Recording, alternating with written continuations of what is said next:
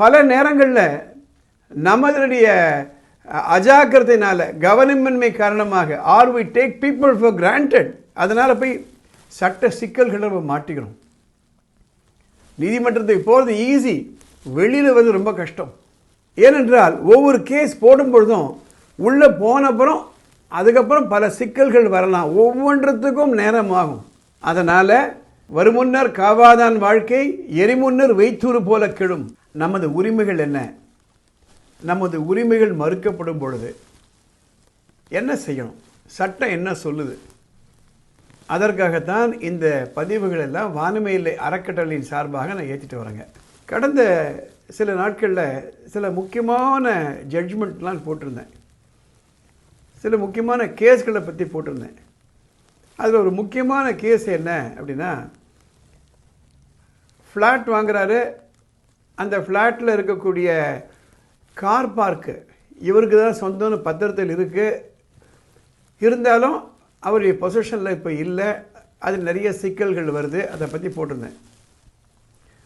அதை பற்றி ஏராளமான கமெண்ட்ஸ் எல்லாம் வந்துட்டுருக்குங்க. அதே மாதிரி மற்ற பதிவுகள்லாம் பார்க்கும்பொழுது எங்கேயோ யாருக்கோ ஒரு அநீதி நடத்தப்படுகிறது, அதுலேருந்து எப்படி வெளியில் வரணும்னு தெரியறதில்லை. நாம் நினைக்கிற மாதிரி நம்ம ரிலீஃப் உடனே நமக்கு கிடைக்காது. சட்டம் இந்த டினையலுக்கு இந்த ரிலீஃப், இந்த ரைட்டுக்கு இந்த ரிலீஃப்னு ரொம்ப கிளியராக இருக்குது. ஆனால் அதற்கான ஒரு ப்ராசஸிங் டைம் இருக்குது. நம்ம நாட்டை பொறுத்த வரையில் அந்த நீதி பரிபாலனம், adjudication of justice, there is a lot of time required. நம்ம அண்மை காலங்களில் பல பதிவுகள் நான் போட்டிருக்கேன், நியூஸ் பேப்பரில் பார்க்குறோம். 30 ஆண்டுகள் 40 ஆண்டுகள் கேஸ் நடக்கிறதெல்லாம் இருக்குது. போலீஸ் ஸ்டேஷனுக்கு போகிறோம், அங்கே நமக்கு நீதி கிடைக்குதா பெரிய கேள்விக்குறியாக இருக்குது. பல இடங்களில் நம்ம எந்த எதிர்பார்ப்புகளோடு போலீஸ் ஸ்டேஷனுக்கு போகிறோம், எந்த எதிர்பார்ப்புகளோடு ஒரு கோர்ட்டுக்கு போகிறோம், அந்த எதிர்பார்ப்புகள் நமக்கு கிடைக்குதா?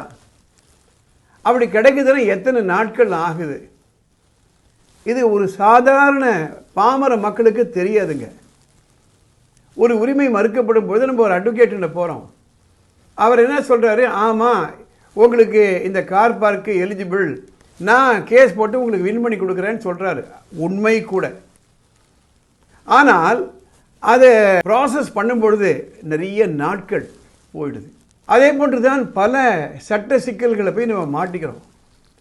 அப்போ இதுக்கு என்ன தான் வழி என்றால், கூடுமான வரையில் ஒரு நீதிமன்றத்துக்கு போகக்கூடிய நிலையிலோ அல்லது ஒரு காவல் நிலையத்துக்கு போகக்கூடிய நிலையிலையோ நம்மளை வச்சுக்கக்கூடாது. இந்த 2 இடங்களிலும் நியாயம் கிடைக்கும், கண்டிப்பாக கிடைக்கும். ஆனால் அதுக்குன்னு ஒரு ப்ரொசீஜர் உண்டு. எப்படி ஒரு உடலில் பிரச்சனை வரும்பொழுது ஆப்ரேஷன் இல்லாமல் நம்ம உடல் ரீதியாக குணப்பட்டு வரணுமோ, அதே போன்று தான் நீதிமன்றங்களுக்கும் காவல் நிலையங்களுக்கும் போகாமல் நம்மளை காத்துக்கணும். அப்படின்னா என்ன செய்யணும் அப்படின்னா, you should have your own experts, family lawyers. அது உங்கள் நண்பர்களாக இருக்கலாம், உறவினர்களாக இருக்கலாம்.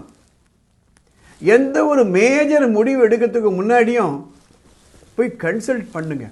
முக்கியமாக இன்னைக்கு இந்த ரியல் எஸ்டேட்டில் வீடுகள் ஃப்ளாட் வாங்கும்பொழுது பல பிரச்சனைகள் பல பேர்களுக்கு வருது.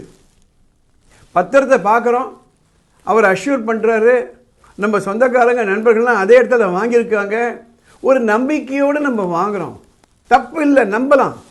ஆனால் தரோவா டாக்குமெண்ட்டை நம்ம பார்த்துடணும். அந்த மூலப்பத்திரம் இருக்கா, தாய் பத்திரம் இருக்கிறதா, அதில் ஏதாவது வில்லங்கங்கள் இருக்கிறதா, என்ன ரிஸ்க் ஃபேக்டர் இருக்கிறது, அது ஒரு நல்ல வழக்கறிஞர்களை போய் பார்த்து நீங்கள் கேட்டுக்கிறது நல்லது. எதற்காக இந்த பதிவு நான் போடுறேன் அப்படின்னா, பல நேரங்களில் நம்மளுடைய அஜாக்கிரதையினால, கவனமின்மை காரணமாக are we take people for granted, அதனால் போய் சட்ட சிக்கல்களை நம்ம மாட்டிக்கிறோம். நீதிமன்றத்துக்கு போகிறது ஈஸி, வெளியில் வந்து ரொம்ப கஷ்டம். ஏனென்றால் ஒவ்வொரு கேஸ் போடும் பொழுதும் உள்ளே போனப்புறம் அதுக்கப்புறம் பல சிக்கல்கள் வரலாம், ஒவ்வொன்றத்துக்கும் நேரம் ஆகும். அதனால் வருமுன்னர் காவாதான் வாழ்க்கை எரிமுன்னர் வைத்தூறு போல கெடும். Prevention is better than cure. கூடுமான வரையில் let us avoid litigation. அதற்காகத்தான் இந்த பதிவு நான் போடுறேன்.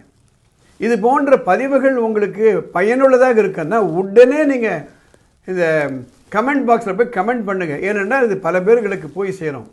சட்ட ரீதியாக உங்களுக்கு எதாவது குழப்பங்கள் இருந்ததுன்னா மேலே ஒரு வாட்ஸ்அப் நம்பர் போகுது, அந்த நம்பருக்கு ஒரு ஷார்ட் மெசேஜ் அனுப்புங்க. அதை படித்து பார்த்துட்டு அடுத்த எபிசோடில் கவர் பண்ணுறோம். இந்த சேனலுக்கு சப்ஸ்கிரைப் பண்ணுங்கள். அடுத்த எபிசோடில் பார்க்கலாம்.